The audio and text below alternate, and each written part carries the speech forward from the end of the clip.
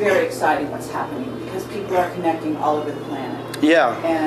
And we're all a part of that. And who knows where it's going to all lead? You know, eventually.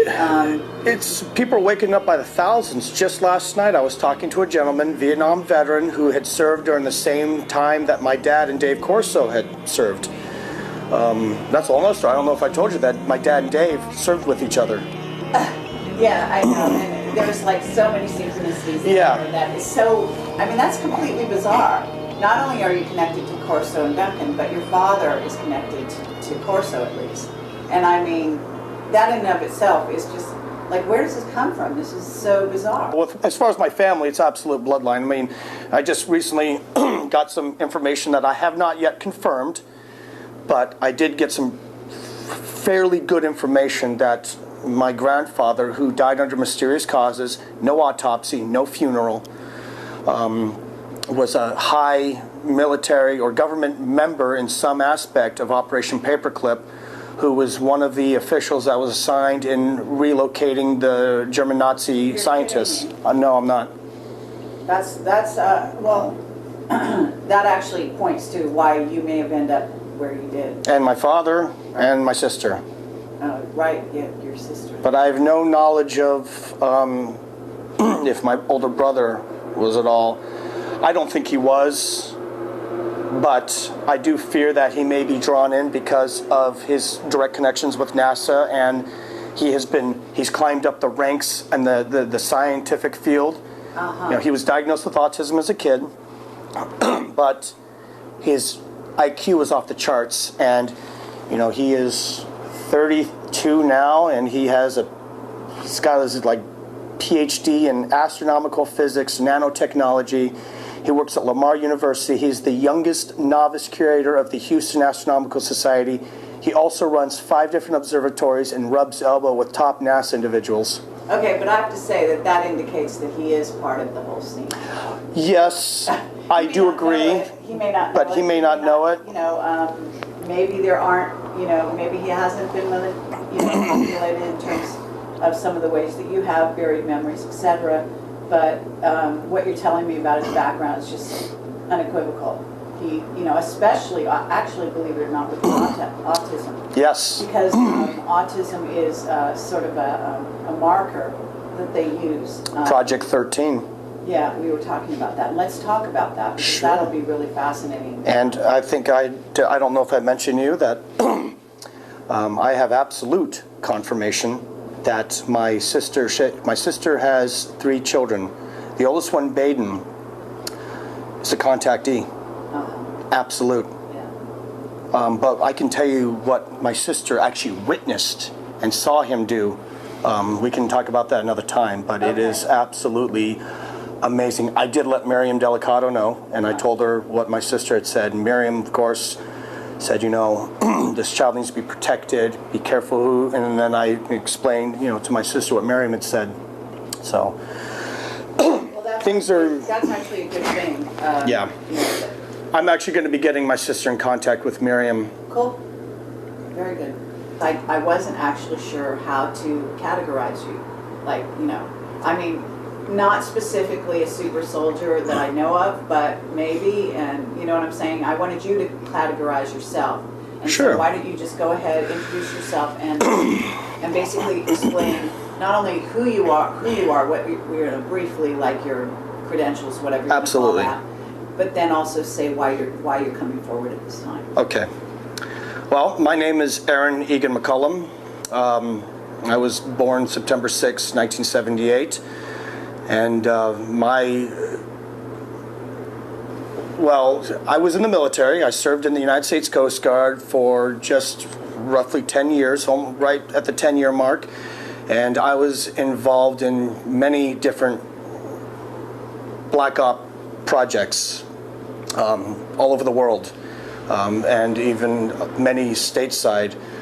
I had climbed up the ranks very quickly to where I became a team member of a first-of-its-kind unit in the Coast Guard, which is known publicly, but a lot of the operations they do, or most of what they do, are not well known. If I had to classify myself, excuse me, it would be that I'm third generation Project Talent. And because of the bloodline I came from, I was given a lot of responsibility and saw a lot of things. And even since that time, have been called back for specific operations. Okay. I mean, to really explain who I am, it would be good for the more extended interview to really explain that. But obviously, I'm coming out today for the first time, really publicly, to explain about information that I have through absolute reliable contacts, which I cannot name for their safety, but involving what's going on in the Gulf of Aden in Yemen. Specifically, what the global leader are doing, and the Stargate, which is absolutely real. It's not fantasy, which, like Carrie, you and I have talked about many times, things you see in movies are put there as a ruse to automatically give this label of fantasy, science fiction, so people will not dig in anymore and they'll live in their little world of it's make-believe.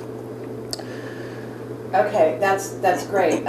So you were a member of the Coast Guard, but you also ended up not only working in these sort of teams of special ops units, for lack of a better title, but you were the leader. Isn't that true?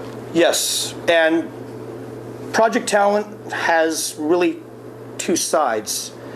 They have the people that never were in the military, civilians, but worked directly in the military, even sometimes wear military uniforms, but never went to boot camp.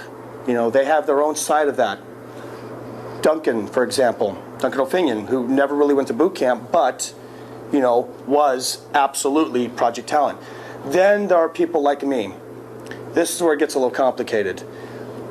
I did not choose the branch of service. When I was 16, certain individuals, agents, came to me and told me which branch of the military I was going in and when it would happen.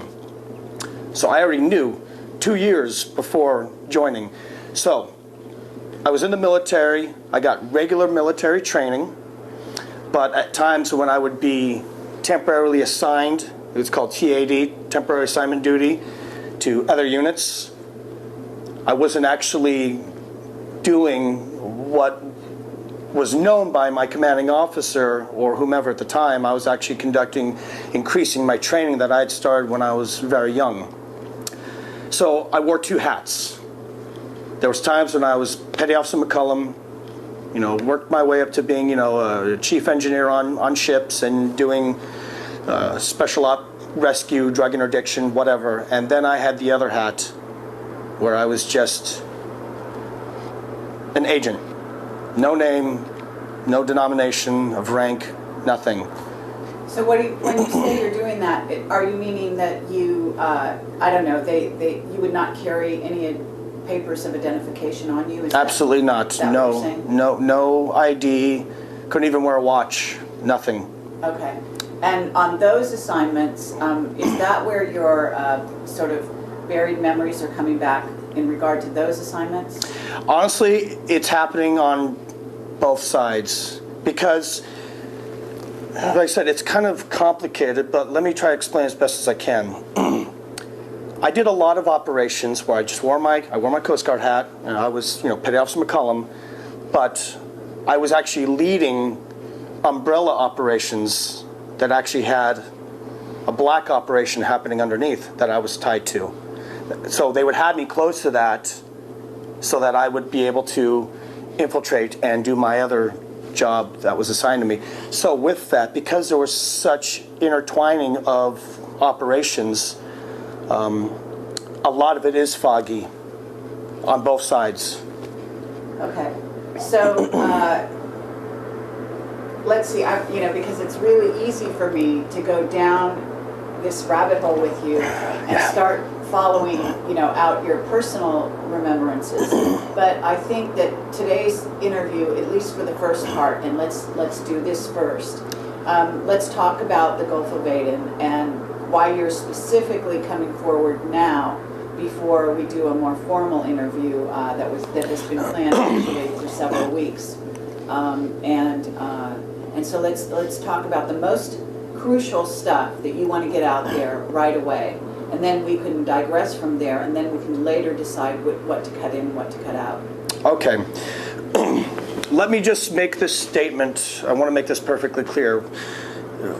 What I'm about to let everyone know is based on actual facts, articles, also contacts, absolute reliable contacts who have contacted me within the past month, overwhelming amount of information, and this is also based directly on operations that I was a part of, that I've regained some memories back from July of 2008 until the beginning of March of 2009.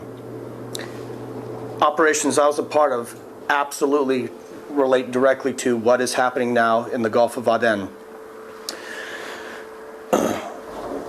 Okay, so what is occurring right now? It's actually been going on for quite a while, but it's just now, for whatever reason, it's leaked out, or they have allowed it to leak out, I should say, that there has been major military ship movement happening in the Gulf of Aden in a specific location where they are actually hundreds of ships right now circling a designated area of open water. We're talking Russian warships, Chinese warships, Japanese warships, Australia, Germany, UK, the list goes on and on. Even designated European Union ships, UN ships, Blackwater, which is now Z, has a ship there right now. If anybody is aware, Japan has not actually had warships leave their area of operation for military type action in decades. Same with China. China is very much about keeping their warships close. So this is huge. On top of it, there is a research company that specifically deals in genetics and DNA. I don't remember the name at this time, but Carrie, when I get that information to you, you will have that are specifically doing research in alien human DNA research with the genetics. That is going on at the same time there as well. On top of it, there has been a lot of this. There's a lot of piracy going on there. Well, these pirates, the Somali pirates and all that, it's absolutely false flag operations.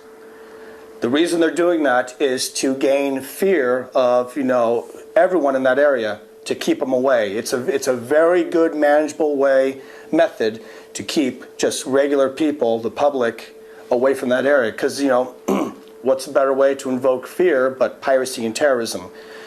That comes to what happened at Fort Hood. Okay, before we go there, just to clarify, because you, as a member of the Coast Guard, anything that happens on water is obviously something that you're quite well versed in. Absolutely. And so we want to talk about the source of your information, and because of that, we also want to talk about some of your sort of skills and augmented skills. Sure. Okay, because this is going to factor in, I assume. Absolutely. And the other thing is that you're saying that there is genetic engineering going on. What are you talking about? Are you talking about on a ship in the middle of the water, or where the Stargate is located? Because I understand the Stargate is over the body of water. It is, and there's witness testimony, and there are images of. They're calling it an anomaly, and a huge magnetic field that is occurring right there at that location. They're calling it an anomaly, they're giving it labels, where the water is actually in a swirling motion. It's actually causing a huge whirlpool effect.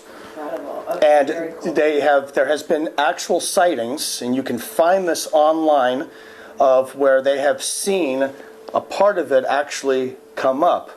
But that's gone away now as far as the sightings, because they have, the area of security zone around it is miles and miles and miles. Okay, but who's in charge of that area? Well, it's I'm not quite sure, to be honest, of who exactly is in charge, but I can tell you who I would be not surprised if it's in charge is obviously members of the global elite, the power to be. What I think is who was in charge now, I think is going to change or may have already changed, but I have not yet been able to get confirmation on it. When something like this occurs,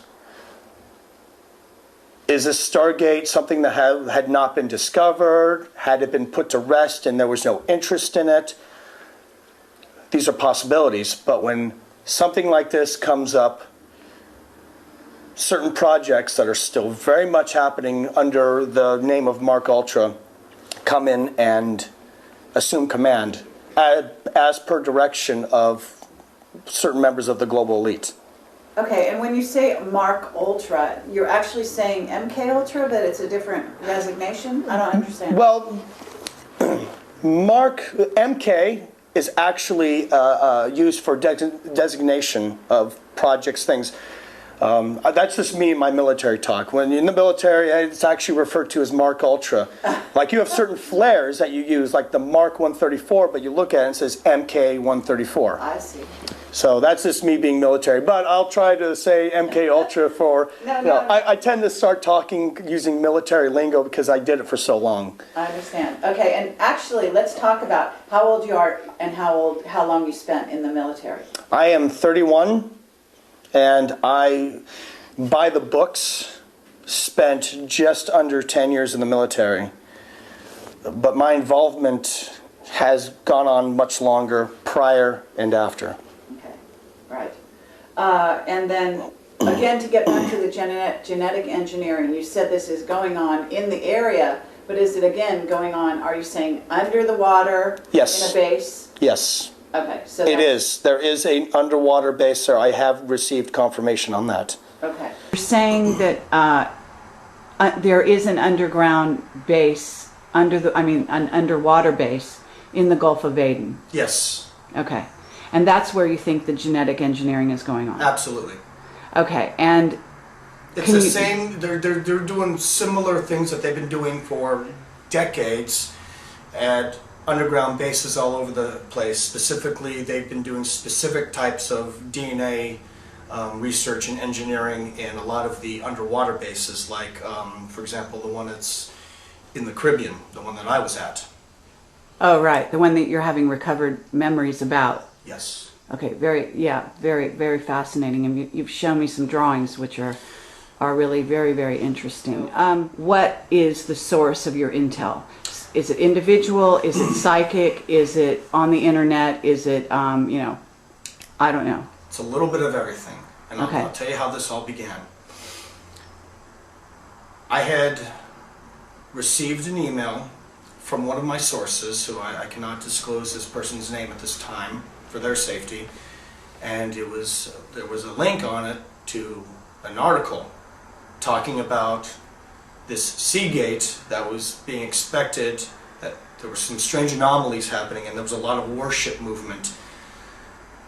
And so the investigative side of me decided to look into this. So I have literally in the past month spent 12 to 18 hours a day, not just with my other research, but with checking this out, making phone calls through some reliable contacts of mine. I started gathering more and more information from separate sources. Then when I finally saw where it was happening and then realized that now the US, along with some other countries, have now all of a sudden targeted Yemen because of Al-Qaeda, which Al-Qaeda is nothing but a network. That's it.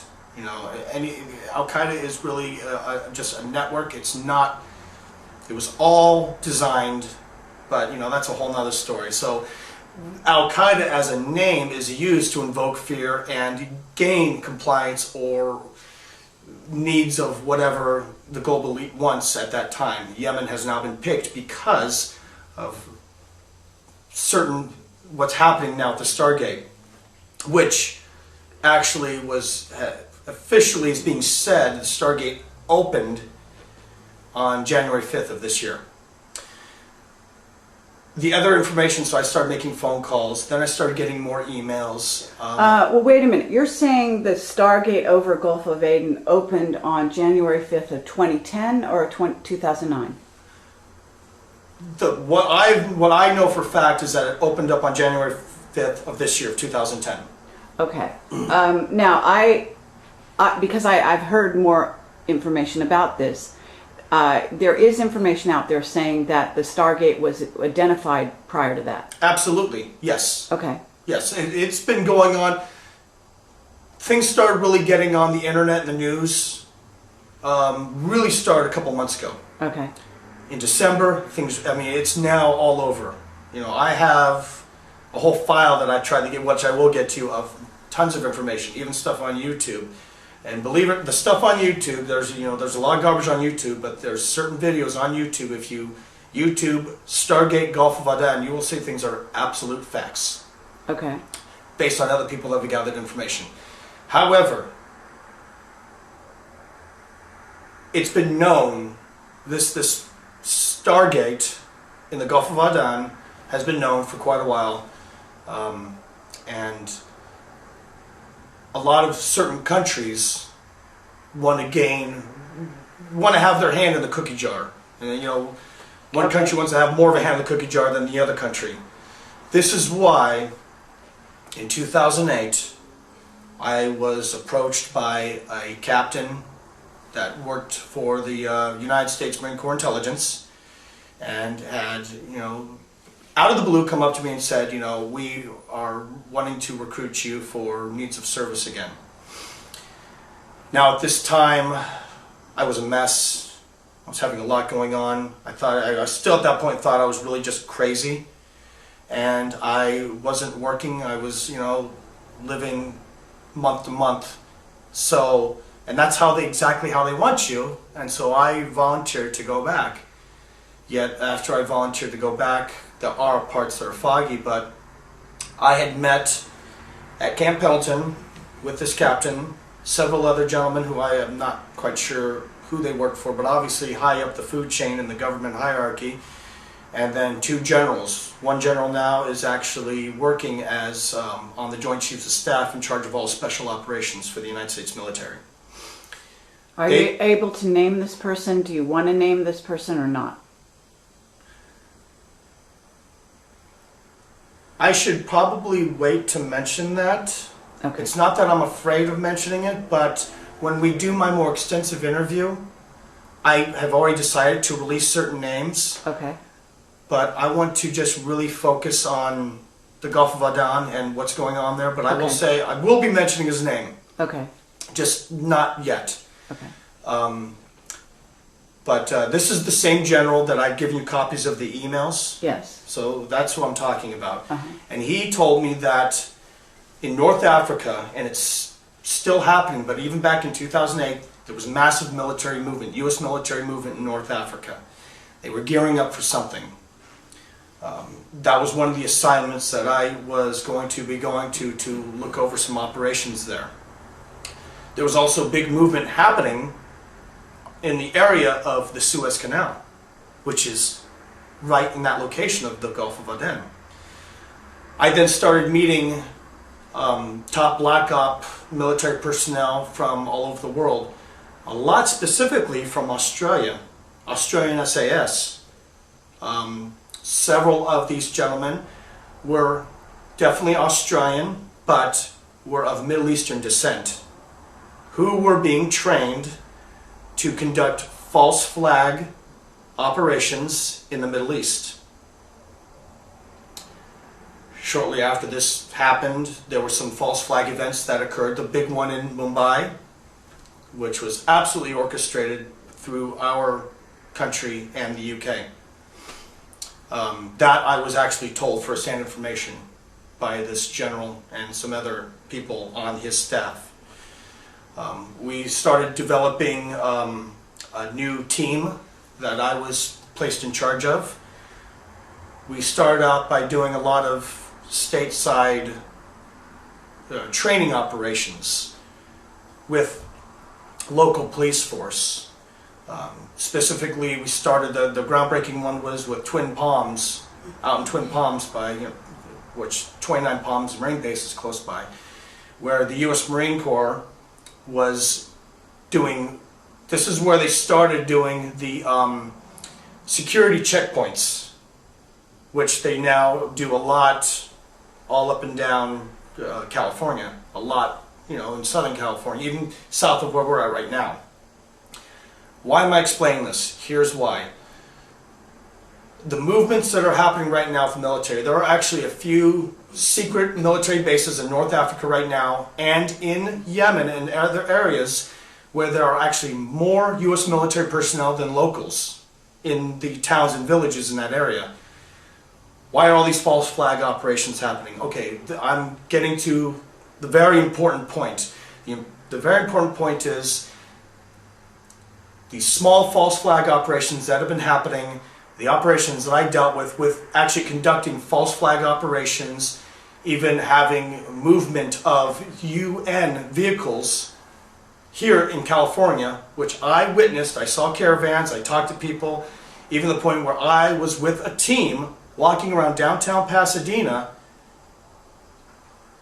just before New Year's Eve, because we had received intel, which I later found out was false, but they told regular military personnel and local police that a munitions train that was coming from Barstow to Camp Pendleton, after a check in Barstow, they realized that 5,000 pounds of C4 explosive was missing off the train. Immediately, high alert was put in, security checkpoints were placed all over the place. I found out that this was not true. I started doing some of my own digging into finding out why this was all going on. Shortly after that, I was dropped from the project. And I had to move out of my apartment. My computer was yet again shut down. My cell phone had fried. My place was broken into when we went to do the police report. My roommate and I at the time, the police officer did not fill out a police report. I had surveillance vehicles in front of my place. The heat was getting on. I actually had to put my stuff in storage and stay on the couch with a friend of mine. This was a year ago, is that right? This occurred all in March of last year, yes. Okay. Now, what does this all gear up to? This all gears up to, based on my experience, and yes, I guess you could say based on some certain psychic ability that I have that I wasn't necessarily born with, but with things that I will get into in the interview, it was brought out in me through techniques that the project talent has learned to really perfect. There's going to be a major false flag operation happening this year. I don't exactly know when, but I know it's going to happen. And there are going to be, people are going to see a lot more military personnel from other countries, the American police force. There's going to be a lot more roadblocks, road checks. So you're saying a false flag operation here in America, or are you saying in the Gulf of Aden? Because somehow there's a link up. Okay. And here's why. It's not just going to be the U.S. This is going to be happening in certain countries where it needs to happen. It's going to invoke a new war. They've been talking, even Obama has spoken about this new war on Al-Qaeda in Yemen. Why did they do this? The same ways that they did in Afghanistan. Afghanistan was not a war against terrorism. It was a war to gain more control in Afghanistan, because Afghanistan does have certain entrances to deep underground facilities. Really? That's why Russia was after them for 10 years. Okay, so you're saying that it's not the opium trade that has people in Afghanistan, which is what I think most people think. Absolutely not. No, it's not the opium. However, what a lot of people don't know is the CIA still, since Vietnam, probably even before that, have always had black operations of trafficking drugs, which was what Air America was in Vietnam when they were running operations in Cambodia and Laos. Right. So yes, I mean, they got to make a profit. War is not just intent; war is profit. That's why we have the bankers that are part of the Bilderberg Group and the Bohemian Grove and other societies, Club of Rome and whatnot. This false flag operation is going to evoke a new war on terrorism in Yemen. It's going to happen. We're on the brink. There's major military movement. There are military training camps being set up in Yemen right now by our government that are training the Yemen military to go after the terrorist movement there.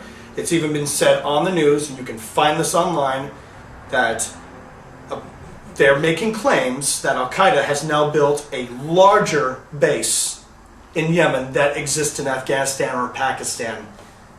Absolute garbage. Okay. So as far as Yemen and the Gulf of Aden, how do these work together? In other words, what is the countries bordering the Gulf of Aden? Yes. So is that why it's being targeted specifically because the Stargate is in the over the water? Oh yes, absolutely. Yemen is ground zero. Okay. And let's talk about, if you know this or you have a theory on what's going on with that Stargate. Do you have any idea? All I can give you now is theory, but I encourage everybody that's going to see this to do your own research. Everything I tell you, do your own research, because, you know, if you don't question, you don't research, you're not learning and you're not waking up. Based on my experience with a project that I was a part of that, again, we will discuss in my full interview, I have two theories. Okay, one theory is that there are extraterrestrial beings that no doubt are opening, or just now really coming about doing something at the Stargate for a definite purpose. Now, are these extraterrestrials friendly or are they unfriendly? It could be two possibilities. I do not know yet, but I am working on to finding out through some very reliable contacts. If they are indeed friendly, then they have opened it up because we are coming to a time in our world. 2012 is not the end, but I definitely believe that big things are going to be happening, and we do have friendly extraterrestrials that want to see us really become the world we're supposed to be. They're not going to come in and rescue us, but they definitely do things to help assist us move along. Are these the extraterrestrials that decided to open up this Stargate? And if they are, is the military and the global elite going to do everything they can to prevent this from happening so that they can continue their agenda, the agenda that they have been told they have to accomplish within a certain amount of time, or certain beings are going to step in? That's absolute.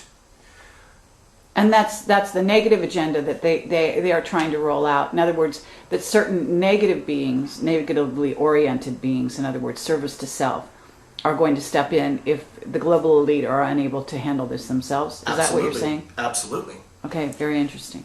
Now, but the other side of it is that is this Stargate do the unfriendly extraterrestrials, are they running the show with this Stargate, and the military is there as really the servants, because that's really what the global elite are. They're not in power, people.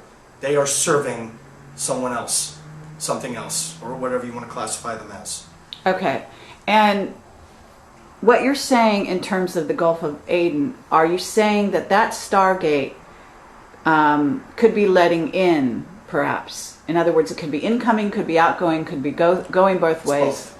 Okay, but what the build-up militarily there will be not only to have control over the Stargate on the one hand, but on the other hand, to make sure, like if it was a negative purpose, there could be negative ETs coming through. Absolutely. Okay. But you know, with underwater bases, every single underwater base, there is at least some presence of extraterrestrials there. But I will tell you, none of them are friendly. Yeah, None of right. them are. If they're working with the military, I think it's a sort of a no-brainer. And they're really running the show. But see, they're clever. They're able to calculate and do things in such a way to where the powers that be think that they're have control, but they don't. With this specific underwater base off the coast in the Gulf of Aden, I cannot say for a fact who is absolutely running the show. All I can do is give my theory based on my absolute direct experience with bases, with being in very high up in black projects of project talent, knowing of and actually assisting in some projects with Project Stargate and another project which I will be talking about. And I'll just go and say it now, Project Seagate. Okay. Do you feel that what's going on in the Gulf of Aden, are you saying it's Aden? Do you know how to pronounce it actually? I believe it's Aden, okay. But I could be saying it wrong. If I am, please excuse me, you know. Yeah, absolutely. But are you saying what's going on there may be part of an operation which you know of as Project Seagate? No, I believe, well, I don't want to speculate because I don't like doing that. It's possible, but every information that's been given to me is labeled it as a Stargate.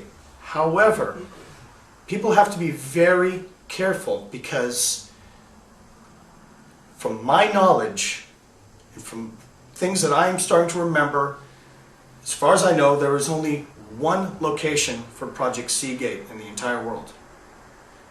Could I be wrong? Was there information that even I wasn't privy to? It's possible, but I doubt it. And that's about an underwater base that's located in Puerto Rico area? Yes, it's in the area of Puerto Rico. Okay. And that's the one you have recovered memories about? Yes. Okay. Have you ever been to the Gulf of Aden? Not that I recall. Okay. If I have, I don't remember, but you know, with all the information, everything that I've shared with you on the many times that we've talked and gotten together, I probably have maybe, if I really sat down and think, I probably have regained maybe, 40% of my memories. Why this is happening with me at such a young age, I don't know. Because as you know from your experience with others, usually people are much older. But through some other contexts, I have been told, it's a little hard for me to swallow, but I've been told that there is a very specific reason why I specifically have been regaining these memories. And it's not for a bad purpose, it's for a good purpose. Unfortunately, there are times when I'm still triggered and am taken elsewhere to do things, as recently as just a couple months ago, where I have 2 days I cannot account for. Okay, so we've got a Stargate in Gulf of Aden. We've got false flag operations. We just had one in which, whatever they call the underwear bomber or whatever, in which he was basically let on a plane without a passport. Now, is this part of that operation? Because it seems like it's like the opening act in a certain sense. It is, because there has been recent information saying that not only him, but the shooter in Fort Hood, now all of a sudden this information is coming out that they both had connections with terrorists, with Al-Qaeda in Yemen. Okay. And it's just popped up within the past week, if I remember right. How convenient. Okay, so we have a major operation happening in Yemen right now. What about, are you, like, is there any other extenuating circumstance or any involvement? Because you said there's a lot of ships in that area. We've got the water sort of churning under some electromagnetic anomaly going on. Yes. What's going on between the powers that be that you know of in terms of the ships? Are you in touch with, for example, any, crew or military personnel in regard to any of that? Yes, I am. Okay. Do you want to talk about? They, even the Coast Guard, it's not just U.S. Navy, there are U.S. Coast Guard ships, cutters as they're called in the Coast Guard, that are there. The people that I'm talking to, that I worked with on the side of just being regular petty officer McCollum in the Coast Guard. So They are not fully aware, but they have contacted me and said, you know, Aaron, something weird is going on, and I can't quite place it, and they've never seen anything like it.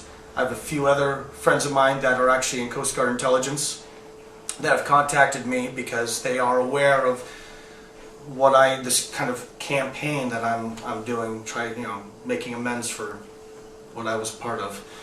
So there is big movement there, absolute. The contacts that I've spoken to said that even they, when questioned about it, they're told that it is strictly for enforcing to the anti-piracy and to help with escorting movements through the Suez Canal.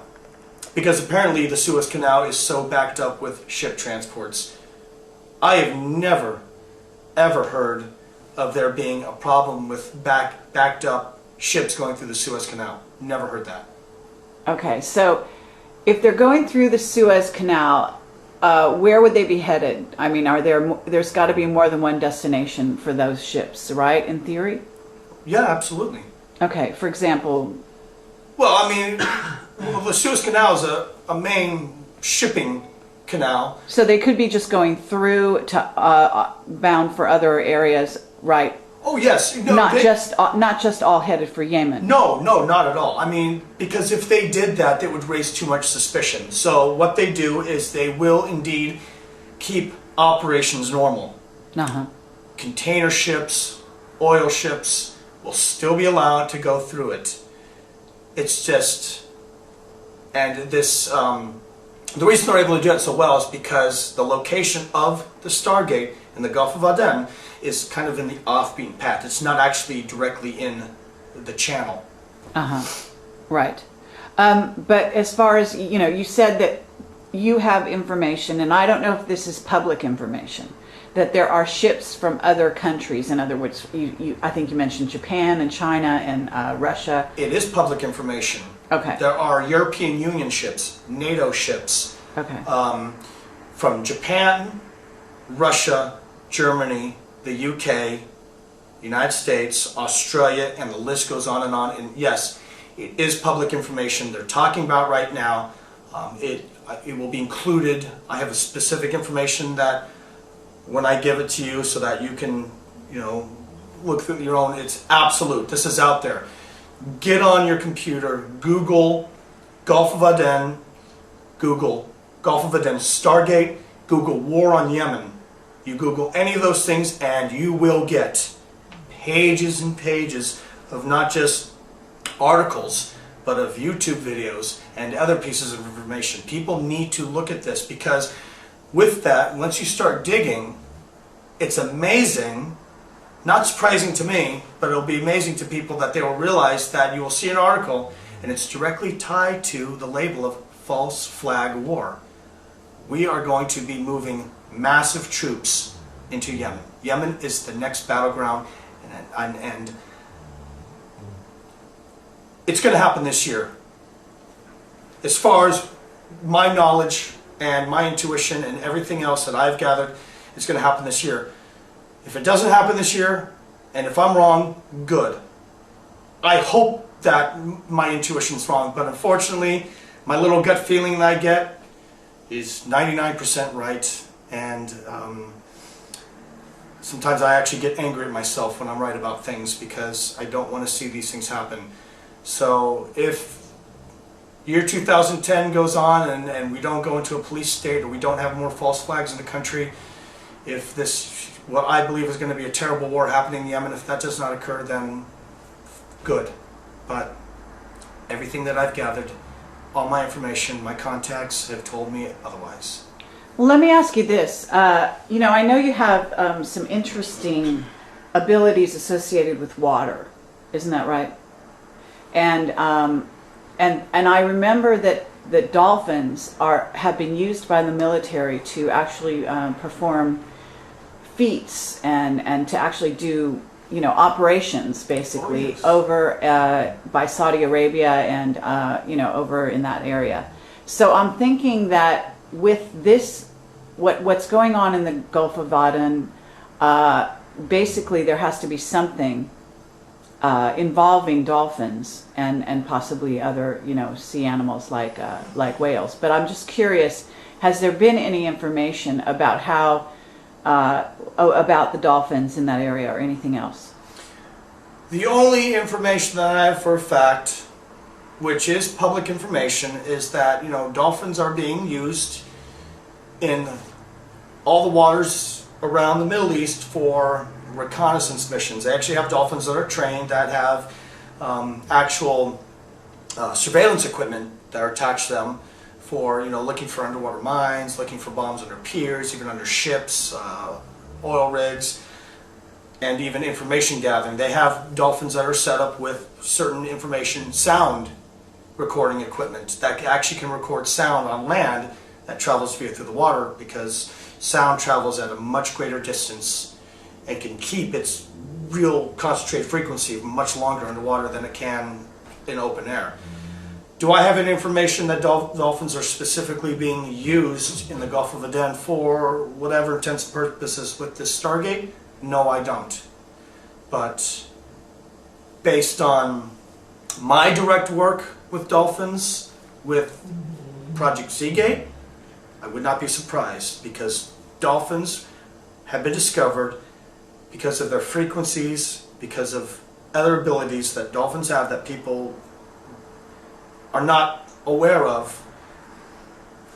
They discovered a while ago, however long, at least I know for at least 20 or maybe even 30 years, that dolphins directly have, because of their frequency, because of what they can do, are almost used as a medium for travel via the Seagate. What do you mean by that? Travel? Are you talking about time travel?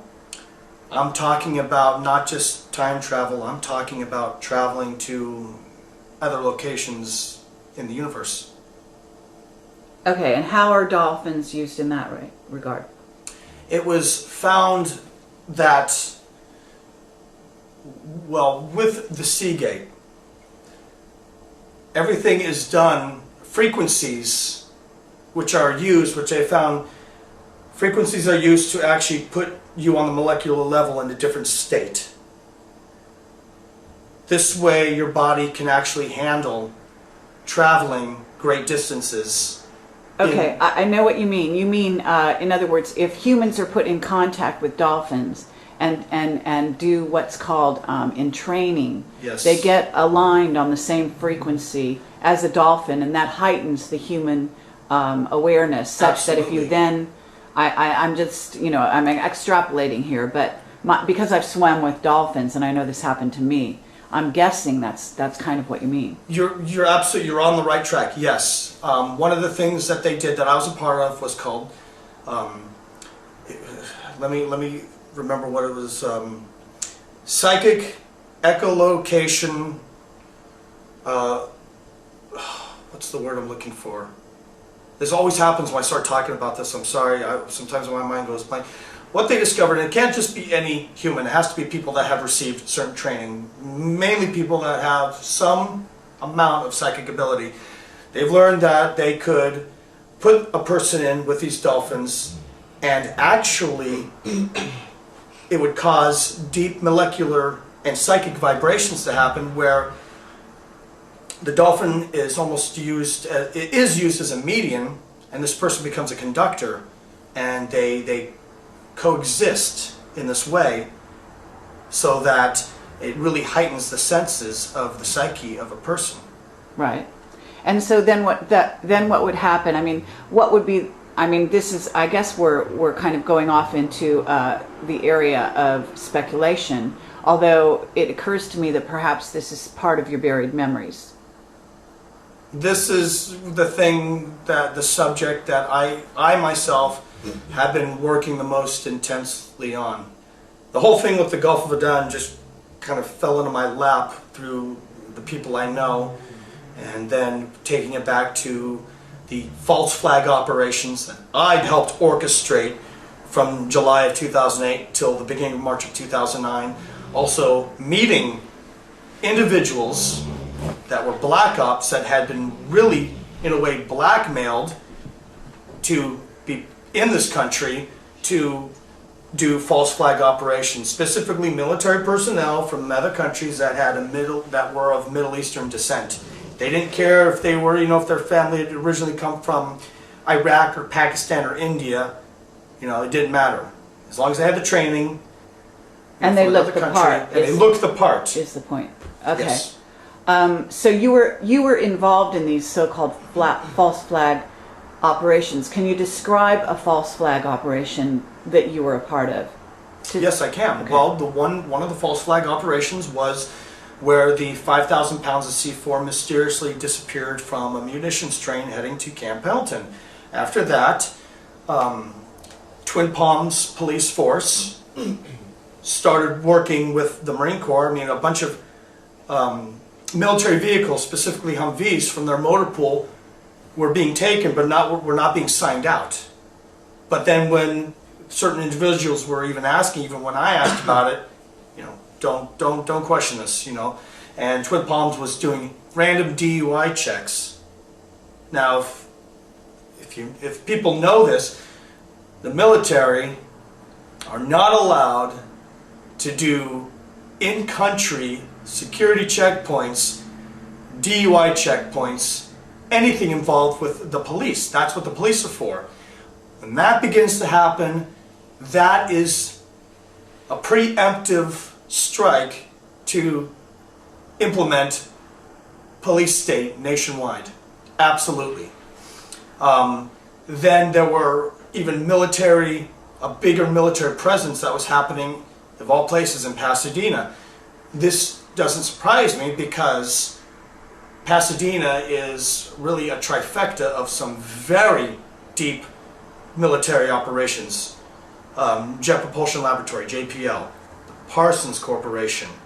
I encourage people who are going to see this, look into the history of the Parsons Corporation in Pasadena, and you will be disgusted with what they have been a part of, especially recently with putting up certain kinds of hospitals in Iraq. And then, of course, I could really get into things that like Jordan Maxwell and I have talked about as far as the OTO, which, the headquarters of the OTO in North America is in Pasadena. Right. So where I live in Pasadena, I'm surrounded by some very awful things. So we're talking about a hotbed of the Illuminati, but we're also talking about a military presence. Yes, in fact, specifically I want to say it was December 28th, if I'm completely accurate, December 28th of 2008, there was a big military movement that happened straight downtown Pasadena. Hundreds of people witnessed it. Never made the news. It was a convoy of about 24 vehicles. We're talking Humvees, armored personnel carrier, chemical trucks, tankers, deuce and halves, which are the big, huge trucks you usually see with the canopies over them. They were all white. They were what I have been a part of. They were absolute UN vehicles. Yeah, I was going to say that sounds like UN. But they didn't have UN marked on them. They didn't even have license plates. I see. They moved through Pasadena and moved to a different location. On that same day, I was in Pasadena with a team of plainclothes, not just local police, but Marine Corps, armed, walking the streets, in communication with everybody else while this was happening. It was not necessarily a false flag operation. More often than not is a terrorist attack, like 9/11. So what was going on with the white caravan was more of a preparation? It was Is a that false the idea? flag training operation. I see. In preparation for an actual false flag, because even you have war games. The military does war games. What are war games? War games are training for actual war. Well, this is kind of a war game, but it's a false flag game training operation. Okay, and drill.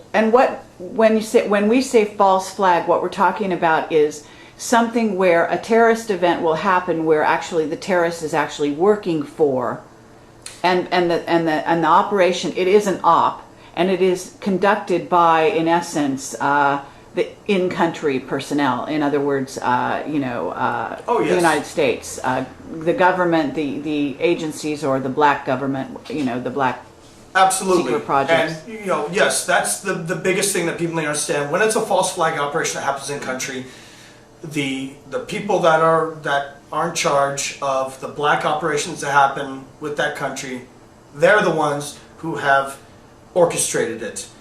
The bombings that happened in the subways in England, that was a England false flag operation. The bombings that happened in Spain, Right. What about that? false Also, flag. yeah. Absolutely, because it all related to what? Taliban and Al-Qaeda. What's truly Taliban and Al-Qaeda? It is a network to allow false flag operations to happen. You had mentioned about, you know, the people that are used are aware of it.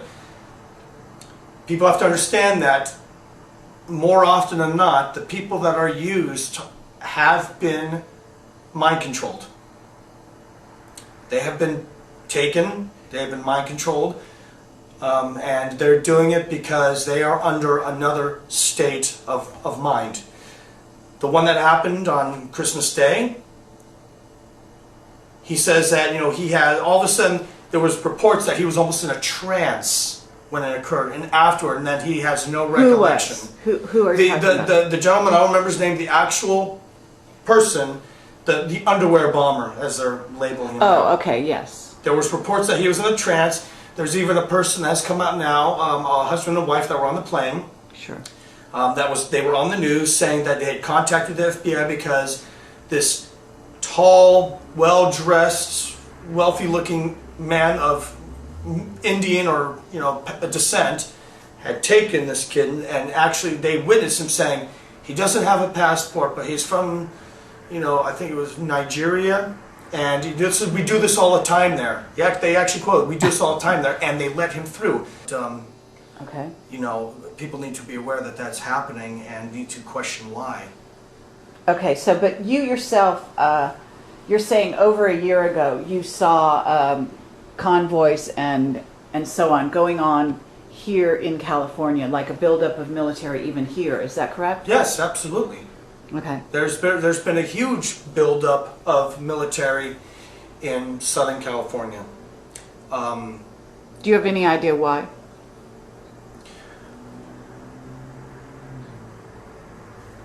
There's a lot of military bases in California. California is very much a key region for military movement. I myself have been to 2 underground bases in California. One that's in the San Diego area, and another one that's in the San Francisco Bay, which is known as a munitions naval weapon base that has a skeleton crew. Probably a lot of people don't know about it. It is located in the San Francisco Bay Area, and all you can see from the water are 3 very large U-shaped piers where trains can go on. There's a lot more to that base than what people see. I mean, they have a huge facility under it. It's massive. Okay, and have you No. been there, or were you told about this? No, I've been there. Oh, okay. I was there. I Okay. was there in 2000, 2001, and then in the first part 2002 before I went to become part of the project in the Caribbean. Okay. Okay, so I guess what I want to do here is just make sure that we've gotten the information that you wanted to get out there specifically, you know, around the Gulf of Aden. Okay, so just to clarify why I was coming out right now, I couldn't, you know, you and I spoke, this had to get out now because time is of the essence. False flag operations are becoming more, are going to be happening more, not just in the United States, but in other countries that are having direct involvement with the Gulf of Aden and Yemen. I will not be surprised if we will see some more bombings or terrorist attacks happen in places like in Yemen itself. It's going to happen in Yemen because they need that to get the masses to support what they're doing so that there isn't questioning. There's going to be more false flag operations happening here in the country. They could be as small as more military checkpoints, or they could be as big as another actual attack attempt. It's going to happen. This is all happening to build up justification, like what happened with 9/11. They need this justification so people don't question, so you continue to be sheep. So that they can finally, go to war. The new war on terrorism, Yemen is ground zero for that.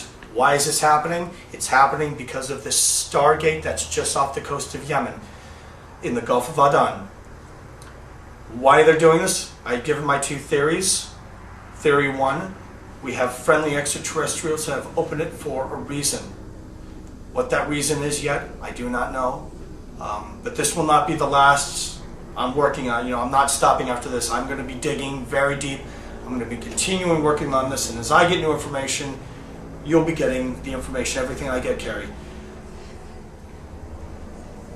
Is this friendly ETs have opened up for some reason?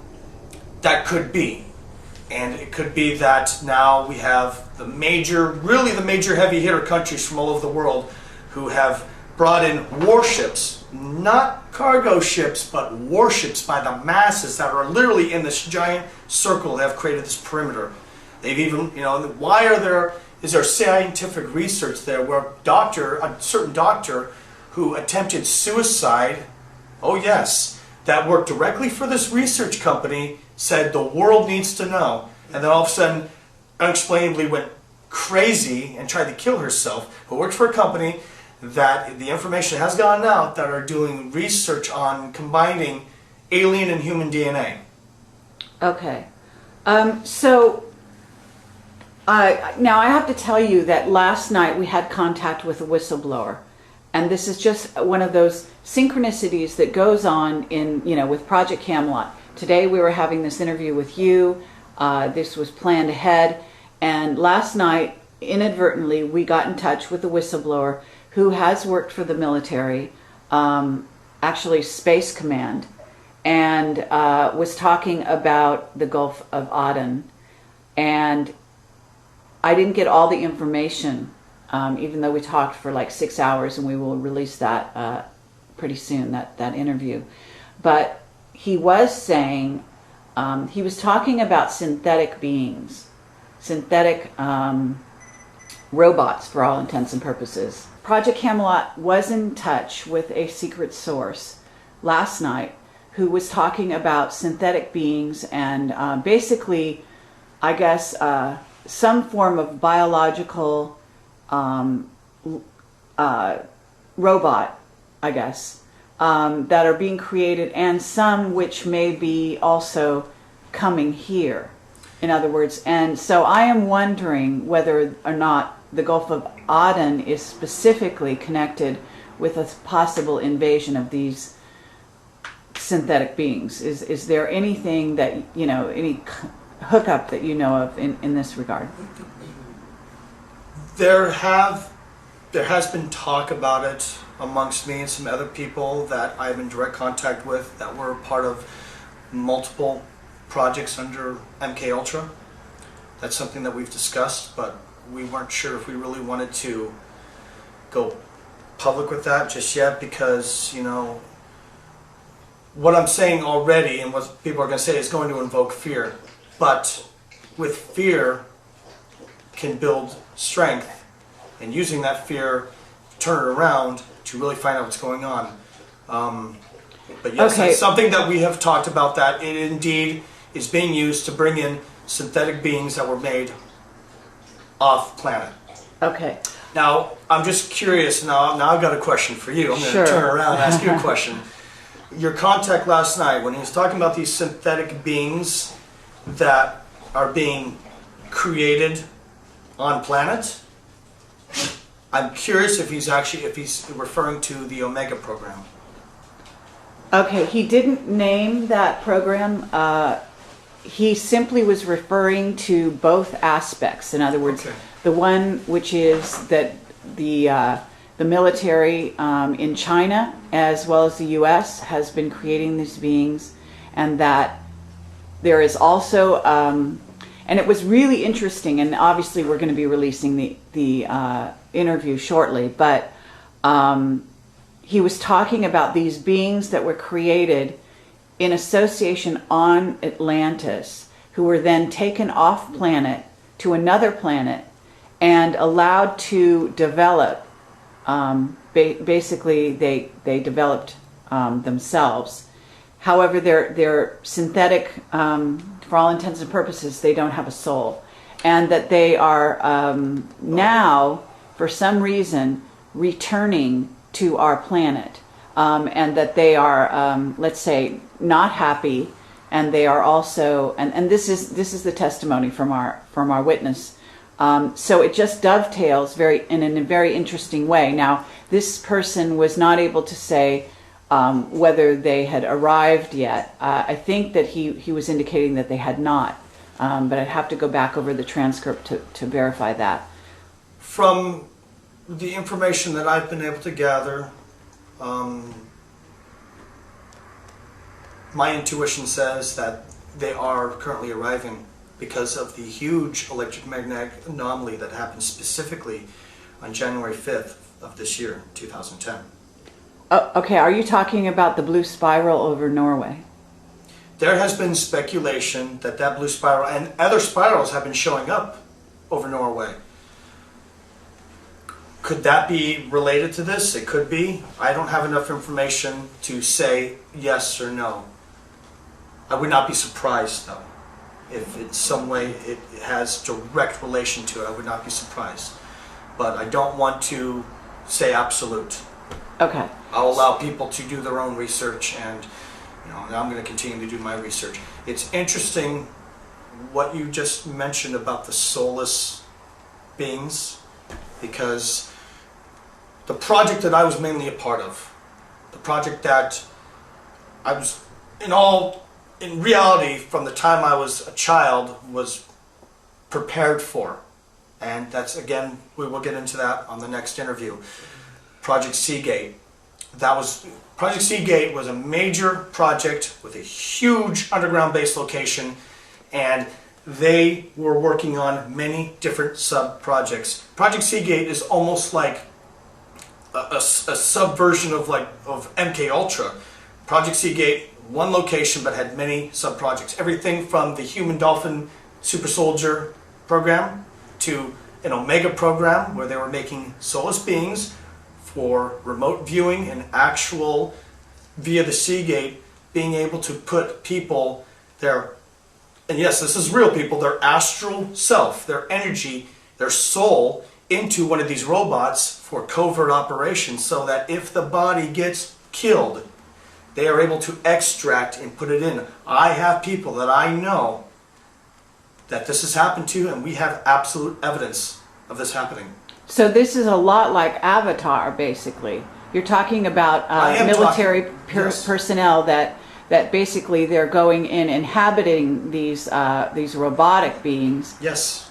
Yeah, that's fascinating. And also they found that it was easier to have this for traveling for operations through the Seagate, off planet.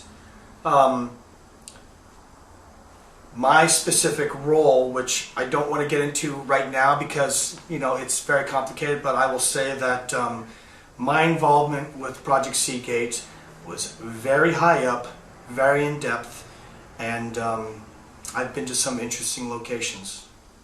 Okay. Do you think that you yourself were doing some of this, and I don't know, having your essence go into one of these robotic beings and travel, or is your experience different than that? I worked with people that did that, but because of my specific training, as far as alterations that were done to my body, even as a young child, some memories are coming back that even my parents have no recollection of. I was able to physically be relocated because of what was done to me. And there's another person that you were in contact with who was able to do the same thing, who actually was a person I worked with closely that was there. Okay. And this person, who, when the time comes, this person will be talking to you. Sure. Someone you've already talked to will be speaking of the Project Seagate as well. Okay, and you've some unique abilities in terms of water. Is there a thought that you yourself were, I don't know, your DNA was combined with, for example, a dolphin? Is that possible? I'm learning new things about myself almost every day. With me, anything is really possible because I've been told some things by reliable sources that have completely blown me away. And in fact, I'm still having a hard time. I mean, I accept it. I know it's true, but it's very hard to deal with because, I mean, my body has been through a living hell. I had some questionable experimentations that were done to me as a child that I absolutely remember. Well, I'll just say this. The reason why I was... everything began for me from the time I was 3 years old. I have an absolute memory that I've been able to get confirmed from family where I was taken to a facility by a certain relative. I will mention that when I do my full interview, who I do not have contact with, was not allowed to have contact with when I was 3 years old. And I was thrown into a pool and they induced me to drown. I remember laying then on a slab next to this pool, throwing up and coughing up water, and then seeing these men around me and saying, "We have one." I remember hearing that. This is not a dream, this is not a fantasy, this is absolute. Sometimes I still wake up with having night terrors and flashbacks about this. I've always been able to hold my breath for a long time without having to do the hyperventilating. I've always had a very interesting relationship with water. I have several people that you know that can absolutely, with complete honesty, tell you of accounts that they've witnessed of things that have happened to me with water. I have been told not to do any kind of soaking in water because of something which I will reveal in the next interview, which could happen. Okay, so let me, rather than go down that road, since this interview is about another matter, yes. Let's go back to the Gulf of Aden and talk about the false flag subject in terms of what specifically, if anything, has been left out of this interview so far, because I think we could wrap this up as it is. Yes. I can't think of any particular areas that we might not have covered, but then maybe something might occur to you. So I want to make sure that we've covered this topic, that you've gotten out the word about what you think is coming in regard to the buildup of the military there. Any other random thoughts or information, pieces of information that you might have that would be pertinent for the public to be aware of here? Don't travel to the Middle East this year. Do not travel there, do not go there, because they do not care about collateral damage. They proved that with 9/11. They proved that with the Oklahoma bombing. They proved that on December 25th. They proved that at Fort Hood. They do not care. You are an expendable piece of property to the global elite, to Mark Ultra, to governments all around the world. I have just a really deep, sinking, dark feeling that there's going to be a lot of death. I've been seeing death. I've been having visions of some really horrible scenarios that could definitely are possible, not just in the Middle East, specifically Yemen, but in country. Do your research. Everything that I have said in this interview and that Carrie has said, please, I mean, what I'm telling you is absolute, and I've also specified what was theory, what was my intuition, and I've even labeled some sources where I gathered information. Everybody that sees this interview, I encourage you to do the same. Don't just take my word for it, because if you just take my word for it, you're doing the same as watching TV or watching the movies and taking their word for it. You need to do the research on your own, because that will allow you to open your mind and really give you self-empowerment. The greatest gift humanity was ever given was free will, and as long as you allow your free will to keep working, you will open up to what's occurring. False flags are going to be happening more. Based on my intuition and my intelligence that I have gathered, something else big is going to happen in the United States, and it's all being done to invoke this war on terror in Yemen for movement with the Seagate. Is it going to be to help escort these beings from off planet, or are these, friendly beings are trying to do something, and we're already in a galactic war that's happening now. Believe it or not, it's happening. But with that war, there are many different battles occurring, and we are on the brink of a new battle. This is definitely, I have no doubt about that. This is going to be another battle of the galactic war, and what people need to realize is that this planet is a war prize. It always has been.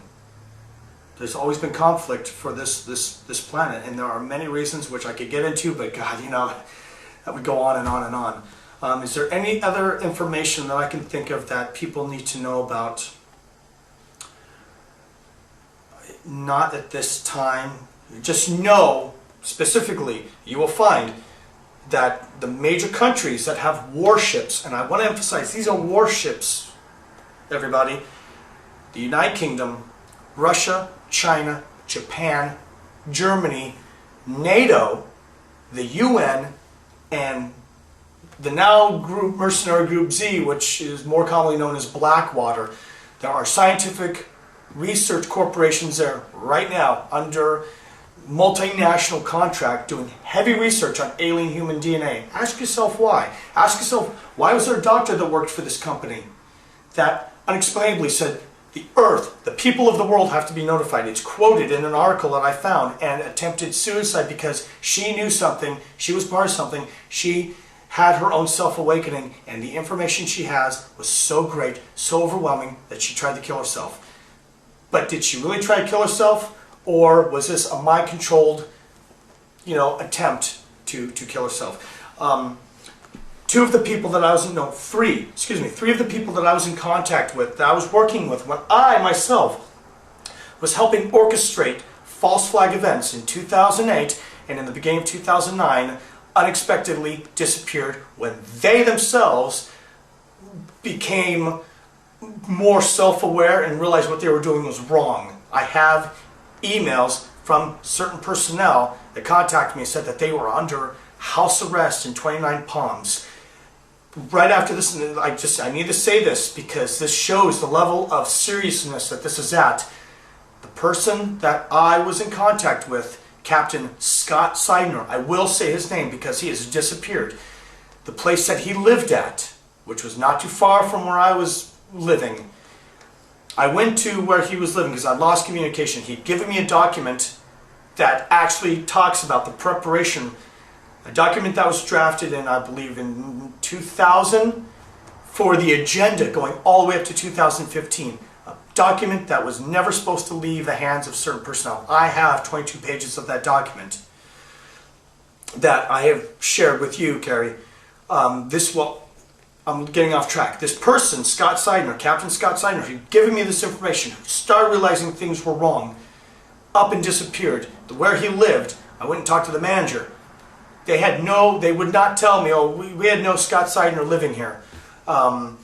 His phone became disconnected. The people I was in contact with were disappearing left and right.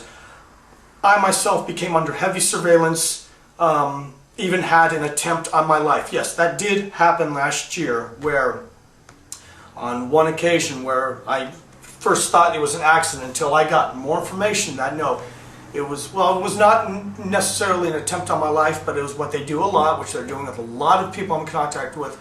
It was a scare tactic. They're trying to shut me up. I just got absolute confirmation, and I'd like to emphasize on that absolute confirmation, because that's what I have to have before I will really say indefinite. The conference that, unfortunately is having so many complications, the MK Ultra Mind Control Conference, I received an anonymous tip, and then through contacts of mine saying that there was going to be an attempt on me at the conference because they know that I'm getting ready to whistleblow a project that is the absolute most secret, kept undercover project in the world, and that is Project Seagate. Okay, so thank you very much, Aaron McCollum, and I assume that you want this video to go out as is. Yes. In other words, we can talk about making it only audio. We can talk about possibly putting it into just a transcript, a written transcript, if you at a later date decide to do so. But at this moment, is it your feeling that you want this to go on the internet as is? If I am going to really come out as a credible witness, I think that's what you're really calling them now. You're not whistleblower using the term witness, or both. Okay, if I'm going to be an actual, because this interview is going to be followed up with the full interview of how I came to be who I am now, and my whole history of the training I got as a kid. I'm going to be blowing something wide open that you and I have talked about. If I am going to have credibility, if I'm going to have people really see me, they need to see me as a person. They need to know, and yes, I have the tattoos and the earrings, but there's a reason, which I'll be explaining why I look the way I do now. But if I'm going to be a legitimate, real person, and also because there's people that I'm in contact with that I notified that I was going to be doing this, and you and I talked about it, to see my face, see that yes, I am real, I am not some man behind the Iron Curtain, I'm not some deep throat in a parking garage. They need to see it as a whole. Okay. They need to see my face. For me, eye contact, seeing the person is very much, a lot more empowering. Okay.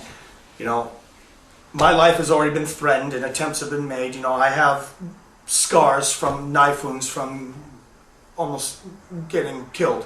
Okay. But, being who I am, I lack the emotion of fear. And I'm not afraid. And I need to do this.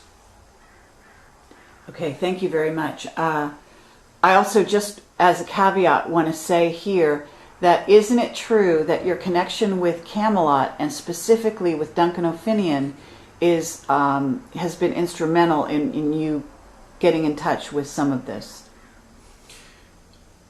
Yes. When a friend of mine first introduced me to Project Camelot, I was very interested because I was starting to have some memories come back.